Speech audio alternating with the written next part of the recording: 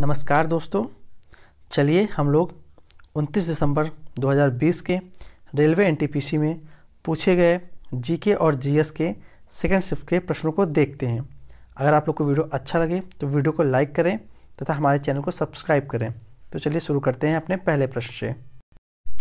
तो आज का पहला प्रश्न था, संविधान सभा के जनक कौन है। सबसे पहले आपसे क्वेश्चन ये पूछा था कि संविधान सभा के जनक कौन है, तो इसका जो सही जवाब था डॉक्टर भीमराव अंबेडकर को संविधान सभा का जनक कहते हैं। ठीक है। और आपसे ये भी पूछता है कि संविधान सभा के निर्माता कौन है, तो डॉक्टर भीमराव अंबेडकर ही हैं संविधान सभा के निर्माता। ठीक है। और डिटेल आप लोग देख लीजिए। ठीक है। चलते हैं अगले प्रश्न की ओर। अगला प्रश्न था, पाइथन क्या है। आपसे पूछा था कि पाइथन क्या है। तो जैसा कि आप लोगों को पता होगा कि पाइथन जो है एक कंप्यूटर लैंग्वेज है। ठीक है। प्रोग्रामिंग लैंग्वेज है क्या, पाइथन। ठीक है। कंप्यूटर के और भी लैंग्वेज हैं, जावा, स्क्रिप्ट, सी, सी प्लस प्लस, गो, स्विफ्ट, PHP, कोबोल, ये सब कंप्यूटर के ही लैंग्वेज हैं। ठीक है। चलते हैं अगले प्रश्न की ओर। अगला प्रश्न था, आपसे पूछा था, इसरो ने 15 फरवरी 2017 को कुल कितने उपग्रह लॉन्च करके विश्व रिकॉर्ड बनाया था। तो इसका सही जवाब है 104 सैटेलाइट को इसरो ने 15 फरवरी 2017 को लॉन्च किया था। ठीक है। इससे पहले जो है रिकॉर्ड था रशिया के नाम था। कितना था, 2014 में रशिया ने 37 सैटेलाइट एक साथ लॉन्च किया था। ठीक है। चलते हैं अगले प्रश्न की ओर।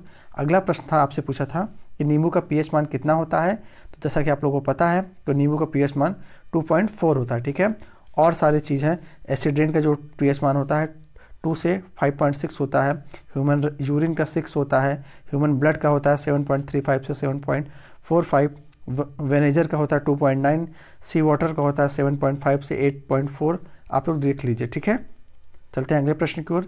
अगला प्रश्न था, 2020 में केंद्रीय शिक्षा मंत्री कौन है। तो इसका जो सही जवाब है रमेश पोखरियाल निशंक जी 2020 के केंद्रीय शिक्षा मंत्रालय है। ठीक है। एक क्वेश्चन आपसे और पूछता है, नया करंट का क्वेश्चन है कि जो पहले मानव संसाधन विकास मंत्रालय था, इसका नाम बदलकर अब शिक्षा मंत्रालय कर दिया गया। क्या कर दिया गया, शिक्षा मंत्रालय, नई शिक्षा नीति के अनुसार। ठीक है। चलते हैं अगले प्रश्न की ओर। अगला प्रश्न था, 2020 के विश्व पर्यावरण दिवस की मेजबानी किसने की थी और ये कहाँ पे हुआ था। ठीक है। तो 2020 का जो पर्यावरण दिवस की मेजबानी थी वो कोलंबिया देश ने की था। ठीक है। 2019 की जो मेजबानी थी चीन ने किया था। ठीक है। चलते हैं अगले प्रश्न की ओर। अगला प्रश्न था, इंटेल i9 क्या है। तो एक डेस्कटॉप माइक्रो प्रोसेसर है। क्या है, Intel i9 desktop micro processor है। ठीक है। चलते हैं अगले प्रश्न की ओर। अगला प्रश्न था, आपसे पूछा था कि सार्क का सदस्य देश कौन नहीं है। ठीक है। उसमें 4 ऑप्शन दिए थे, जिसमें से जो होगा आप लोग देख लीजिएगा, उसको मुझे पता नहीं है। आप लोग को मैं बता देता हूँ सार्क में कौन कौन से देश हैं। ठीक है। जैसे आप लोग यहाँ पे देख लीजिए, सार्क में जो देश हैं कौन कौन से हैं, पाकिस्तान है। ठीक है। और नेपाल है, भूटान है, श्रीलंका है, बांग्लादेश है, इंडिया है, म्यांमार, मालदीव है और अफगानिस्तान है। ठीक है। और उसमें ऑप्शन में जो रहा हो आप लोग देख लीजिएगा। वैसे ऑप्शन में रहा होगा म्यांमार रहा होगा या फिर रहा होगा चीन। ठीक है। ये जो दोनों देश हैं सार्क के कंट्री के सदस्य देश नहीं है। ठीक है। चलते हैं अगले प्रश्न की ओर। अगला प्रश्न जो है, 2016 में जब विमुद्रीकरण हुआ था, अर्थात जब नोटबंदी हुआ था, तो उस समय के RBI के गवर्नर कौन थे। तो उर्जित पटेल जी थे। कौन थे, 2016 में नोटबंदी के समय जो गवर्नर थे उर्जित पटेल जी थे। इनका जो कार्यकाल था 4 सितंबर 2016 से 11 दिसंबर 2018 तक था। ठीक है। चलते हैं अगले प्रश्न की ओर। और आप लोग को पता होगा कि विमुद्रीकरण 8 नवंबर 2016 को किया गया था। ठीक है। चलते हैं अगले प्रश्न की ओर। अगला प्रश्न जो आया था वो आया था, गीत गोविंद की रचना किसने की है। तो इसका जो सही जवाब हो जाएगा जयदेव ने किया है। किसने किया है गीत गोविंद की रचना, जयदेव ने किया। ठीक है। और बुक आपके सामने लिखी है वो आप लोग देख लीजिए। ठीक है। अष्टध्यायी के पाणिनि, रामायण के वाल्मीकि, महाभारत के वेद व्यास। ठीक है। और आप लोग देख लीजिए। ठीक है। चलते हैं अगले प्रश्न की ओर। अगला प्रश्न जो था, जातक कथाएं किससे संबंधित है। तो जातक कथाएं जो हैं महात्मा बुद्ध के पूर्व जन्मों की कथाएं हैं। ठीक है। महात्मा बुद्ध के पूर्व जन्मों की कथाएं हैं। ठीक है। कौन, जातक कथाएं। ठीक है। अगला प्रश्न आपसे आया था, पूछा था, ये रीजनिंग का एक सवाल था कि उसमें पूछा था कि जिस प्रकार भारत की राजधानी दिल्ली है उसी प्रकार चीन की राजधानी क्या है। ठीक है। तो बीजिंग हो जाएगा सही जवाब इसका। ठीक है। चलते हैं अगले प्रश्न की ओर। अगला प्रश्न आया था, कैबिनेट मिशन भारत कब आया था। तो कैबिनेट मिशन जो भारत में आया था 1946 को। कब, 16 मई 1946 को इस मिशन की अपनी रिपोर्ट प्रस्तुत की थी। ठीक है। चलते हैं अगले प्रश्न की ओर। अगला प्रश्न था, ASCII की फुल फॉर्म क्या है। ASCII की फुल फॉर्म क्या है। तो American standard code for information interchange इसका फुल फॉर्म होता है। ठीक है। और आपसे अगला क्वेश्चन था, पूछा था 2020 में आईपीएल किसने जीता था, तो मुंबई ने जीता था, ठीक है। किसने जीता? मुंबई ने। और कितनी बार मुंबई आज तक आईपीएल जीत चुकी है? 5 बार जीत चुकी है, ठीक है। चलते हैं अगले प्रश्न की ओर। अगला प्रश्न था, अरब सागर में गिरने वाली नदियाँ कौन सी हैं? उसमें 4 ऑप्शन दिए गए थे, उसमें जो ताप्ती था सही जवाब था, ठीक है। क्या था? ताप्ती जो नदी है अरब सागर में गिरती है। और मैं आपको बता देता हूँ कि और कौन सी नदियाँ अरब सागर में गिरती है, ठीक है। तो लूनी नदी, साबरमती नदी, माही नदी, नर्मदा नदी, गंगावेली नदी, पेरियार नदी, भरतपूजा नदी, ताप्ती नदी, मांडवी नदी, जुआरी नदी और शरावती नदी और जवाई नदी, ये सब भी हमारे अरब सागर में ही गिरती है, ठीक है। चलते हैं अगले प्रश्न की ओर। अगला प्रश्न आपसे ये पूछा था, उत्तरी अमेरिका का सबसे बड़ा देश कौन सा है? तो कनाडा जो है उत्तरी अमेरिका का सबसे बड़ा देश है और सेकंड नंबर पर है यूनाइटेड स्टेट, ठीक है। और आपसे पूछ सकता है कि जैसे मान लीजिए अभी उत्तरी अमेरिका का पूछा है, आपसे अफ्रीका महाद्वीप का पूछ सकता है और साउथ अमेरिका का पूछ सकता है। तो साउथ अमेरिका का जो सबसे बड़ा देश है ब्राज़ील है, ठीक है। और अफ्रीका महाद्वीप का सबसे बड़ा देश अल्जीरिया है। एशिया महाद्वीप का सबसे बड़ा देश चीन है और यूरोप महाद्वीप का सबसे बड़ा देश फ्रांस है, ठीक है। अब एशिया में और चीन भी हो सकता, रूस भी हो सकता है, लेकिन रूस जो है यूरोप और एशिया दोनों में पड़ता है, ठीक है। चलते हैं अगले प्रश्न की ओर। अगला प्रश्न जो आया था आपसे पूछा था, संसद, लोकसभा और राज्यसभा की संयुक्त बैठक की अध्यक्षता कौन करता है? तो इसको संयुक्त बैठक की जो अध्यक्षता है वो लोकसभा अध्यक्ष करता है, ठीक है। और जो संसद की संयुक्त बैठक को बुलाता कौन है? तो राष्ट्रपति द्वारा बुलाया जाता है। किस आर्टिकल के तहत? आर्टिकल 108 के तहत, ठीक है। चलते हैं अगले प्रश्न की ओर। अगला प्रश्न था, किस कांग्रेस अधिवेशन की अध्यक्षता महात्मा गांधी द्वारा की गई थी?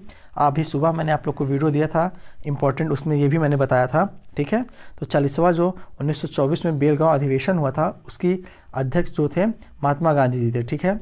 आप लोग और देख लीजिए, जवाहरलाल नेहरू जो थे 1929 लाहौर अधिवेशन के अध्यक्ष थे और 1937 के भी अध्यक्ष थे जो फैजपुर में हुआ था, ठीक है। और सुभाष चंद्र बोस 1938 में और 1939 के कांग्रेस अधिवेशन के अध्यक्ष थे, ठीक है। 1917 में जो कलकत्ता में अधिवेशन हुआ था उसकी जो अध्यक्ष थे एनी बेसेंट जी थी। आप लोग देख लीजिए, ठीक है। और आप लोग हमारे वीडियो देख लीजिए, ठीक है। चलते हैं अगले प्रश्न की ओर। अगला जो प्रश्न आया था, भारत में कुल कितने हाई कोर्ट हैं? तो भारत में कुल 25 हाई कोर्ट है, ठीक है। जो नया हाई कोर्ट बना है आंध्र प्रदेश में बना है, ठीक है। चलते हैं अगले प्रश्न की ओर। अगला प्रश्न था, समग्र शिक्षा अभियान किन कक्षाओं के लिए है? तो समग्र शिक्षा अभियान प्री स्कूल से लेकर 12 तक की स्कूली शिक्षा की गुणवत्ता की सुधार करने का एक कार्यक्रम था, ठीक है, जिसे 2018-19 के बीच में लॉन्च किया गया था, ठीक है। चलते हैं अगले प्रश्न की ओर। अगला प्रश्न था, इंडियाज़ लॉन्गेस्ट रोड टनल कौन सा है? भारत की सबसे लंबी सड़क सुरंग कौन सी है? तो चेनानी नासरी सुरंग जो जम्मू कश्मीर में है, ये भारत की सबसे बड़ी रोड टनल है, ठीक है। आपसे जो कि NH-44 जो हमारी भारत की सबसे बड़ी हाईवे है उस पर स्थित है, ठीक है। आपसे और भी क्वेश्चन पूछ सकते हैं, जैसे भारत की सबसे बड़ी रेलवे सुरंग कौन सी है? तो पीर पंजाल रेलवे टनल और बनिहाल रेलवे टनल से भी कहते हैं, जिसकी लंबाई जो है 11.2 किलोमीटर, ठीक है। आपसे ये भी पूछ सकता है, भारत की सबसे लंबी विद्युतीकृत रेलवे सुरंग कौन सी है? तो चार्लोपली व और रायपुर के बीच जो आंध्र प्रदेश में है, ये सबसे लंबी टनल है, ठीक है।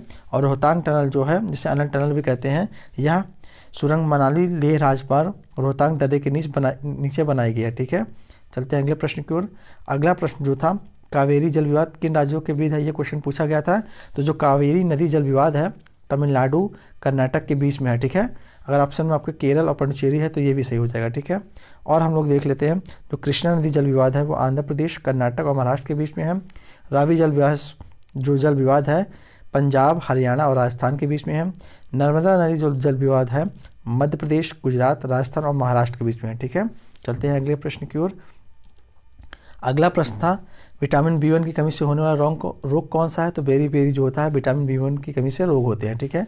और विटामिन कमी से रोग होते हैं आप नीचे दिए गए, आप उसको पढ़ लीजिए, ठीक है। चलते हैं अगले प्रश्न की ओर।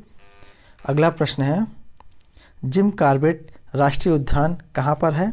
ये क्वेश्चन देखिए बार बार पूछा जा रहा है, कल भी ये क्वेश्चन पूछा गया था। तो ये नैनीताल में है, कहाँ पे है? उत्तराखंड में है, ठीक है। इसका जो पहला नाम था हेली नेशनल पार्क था, ठीक है। और यहीं पे सबसे पहले 1973 को टाइगर प्रोजेक्ट की स्थापना हुई थी, ठीक है। टाइगर प्रोजेक्ट यहीं से स्टार्ट हुआ था, ठीक है। कहाँ से? जिम कॉर्बेट नेशनल पार्क से, ठीक है। अगला क्वेश्चन जो आया था, 2019 में किसने भारत रत्न नहीं मिला है, ठीक है। मैं आपको बता देता हूँ, ये पूछा था कि 2019 में भारत रत्न किसे नहीं मिला है, ठीक है। तो उसमें 3 ऑप्शन सही होंगे, एक ऑप्शन नहीं होगा। तो मैं आपको बता देता हूँ 2019 में किसे भारत रत्न मिला है, ठीक है। भूपेन हजारिका प्रणब मुखर्जी और नानाजी देशमुख को 2019 में भारत रत्न मिले हैं। ठीक है, चलते हैं अगले प्रश्न की ओर। और फर्स्ट जो भारत अवार्ड है 1954 में सी राजगोपालाचारी को और सर्वपल्ली राधाकृष्णन को और सी वी रमन जी को मिला था। ठीक है, चलते हैं अगले प्रश्न की ओर। अगला प्रश्न जो था, ठीक है, और सबसे एक क्वेश्चन और पूछता है आप लोगों से कि प्रथम विदेशी जिन्हें भारत रत्न मिला, तो खान अब्दुल गफ्फार खान जो थे, इन्होंने प्रथम विदेशी थे जिन्हें भारत रत्न मिला था। ठीक है, चलते हैं अगले प्रश्न की ओर। अगला प्रश्न जो था, इब्न बतूता कहाँ का नागरिक था, तो इब्न बतूता जो था मोरक्को का यात्री था। ठीक है, और आप लोग देख लीजिए मार्को पोलो वेनिस का यात्री था, और आप लोग नीचे देख लीजिए। ठीक है, चलते हैं अगले प्रश्न की ओर। अगला प्रश्न जो आपसे पूछा था, जीवाणु के कारण कौन सी बीमारी होती है, तो इसका जो सही जवाब है टाइफाइड जो होती है बीमारी जीवाणु से होती है। ठीक है, चलते हैं अगले प्रश्न की ओर। अगला प्रश्न था इनमें से कौन सी यूनेस्को हेरिटेज साइट नहीं है। ठीक है, तो उसमें से जो ऑप्शन आपको दिया होगा वो हो जाएगा, मैं आपको बता देता हूँ कौन कौन से इसमें है। तो सन टेम्पल है कोणार्क में, ये हमारी यूनेस्को साइट में है, और एलोवेरा केव जो है ये भी है, जो जंतर मंतर भी है, और रानी का वाव जो है गुजरात में है, ये सब हमारी यूनेस्को वर्ल्ड हेरिटेज साइट में है। ठीक है, चलते हैं अगले प्रश्न की ओर। अगला प्रश्न जो था, मायोपिया के उपचार के दौरान कौन सा लेंस का प्रयोग किया जाता है। ठीक है, तो मायोपिया के जो उपचार के दौरान हम लोग अवतल लेंस का प्रयोग करते हैं। ठीक है, अवतल लेंस को हम लोग अपसारी लेंस भी कहते हैं। ठीक है, और उत्तल लेंस को हम लोग अभिसारी लेंस भी कहते हैं। ठीक है, चलते हैं अगले प्रश्न की ओर। अगला प्रश्न जो था, 71वें गणतंत्र दिवस 2020 के मुख्य अतिथि कौन थे, तो ब्राज़ील के जो राष्ट्रपति थे जेयर बोल्सोनारो, वो 2020 में 71वें गणतंत्र दिवस पे मुख्य अतिथि थे। ठीक है, और 2019 के जो मुख्य अतिथि थे वो दक्षिण अफ्रीका के राष्ट्रपति साइरियल रामपोसा जी थे। ठीक है, चलते हैं अगले प्रश्न की ओर। अगला प्रश्न जो था, सुपरसोनिक मिसाइल कौन सी थी, तो उसमें ब्रह्मोस जो ऑप्शन था वो सही था। ठीक है, अगला प्रश्न था, ब्रायोफाइटा वर्ग का पौधा कौन सा है, तो उसमें जो ऑप्शन होगा वो सही हो जाएगा। मैं आपको इसमें बता देता हूँ, ये सब हमारे ब्रायोफाइटा वर्ग के पौधे हैं। ठीक है, चलते हैं अगले प्रश्न की ओर।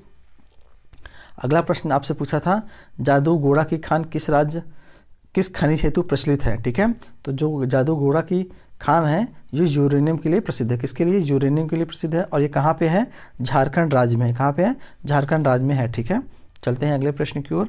अगला प्रश्न था, हुमायूं नामा के लेखक कौन है, तो हुमायूं नामा के लेखक जो थी गुलबदन बेगम थी। ठीक है, डॉटर ऑफ बाबर, जो बाबर की पुत्री भी थी। ठीक है, चलते हैं अगले प्रश्न की ओर। अगला प्रश्न सिंपल सा आया था, जीएसटी का फुल फॉर्म आपसे पूछा था, तो गुड्स एंड सर्विस टैक्स जो होते हैं जीएसटी का फुल फॉर्म होता है, और जीएसटी भारत में लॉन्च कब की गई थी, 1 जुलाई 2017 को 101वें संविधान संशोधन के अंतर्गत आई थी। ठीक है, चलते हैं अगले प्रश्न की ओर। अगला प्रश्न आपसे पूछा था, 1/4 ओम के 4 प्रतिरोध को जोड़ने पर कुल प्रतिरोध कितना होगा, उसमें श्रेणी क्रम दिया था। तो श्रेणी क्रम में क्या होता है, जब 1/r को आप लोग जोड़ेंगे श्रेणी क्रम में, तो 1/r + 1/r करके जब जोड़ेंगे तो टोटल हो जाएगा, जो उसका एलसीएम हो जाएगा 1/4 + 1/4, ऐसे आप जोड़ेंगे तो नीचे इसका एलसीएम 4 हो जाएगा, ऊपर 4 हो जाएगा, 4 कट जाएगा तो 1 आ जाएगा। ठीक है, तो यहाँ से ये हमारे क्वेश्चन थे सेकंड शिफ्ट के। अगर आपको वीडियो पसंद आया हो तो वीडियो को लाइक करें तथा अपने दोस्तों को शेयर करें। धन्यवाद।